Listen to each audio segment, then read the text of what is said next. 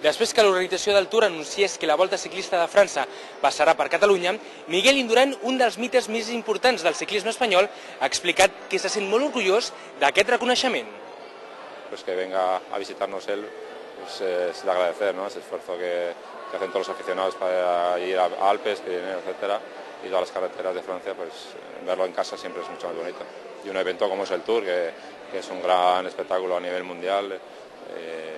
Barcelona como ciudad igual se atasca un poco esos días, pero a ser en julio espero que no sea mucho. Venir a Barcelona y Cataluña siempre ha sido un lugar de muchos aficionados, siempre ha habido grandes vueltas, Vuelta a Cataluña, Semana Catalana, Subida a Montjuïc, o sea, siempre ha sido una tierra de grandes ciclistas y que venga el Tour pues un poco darle espaldarazo a esa gran afición que hay en el ciclismo.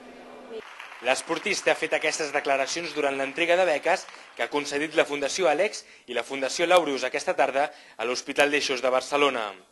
Sota el lema per als nostres herois, el 5 vegades campió del Tour Miguel Indurain ha estat acompanyat de la tenista Arantxa Sánchez Vicario, qui també ha volgut donar suport a la iniciativa benèfica.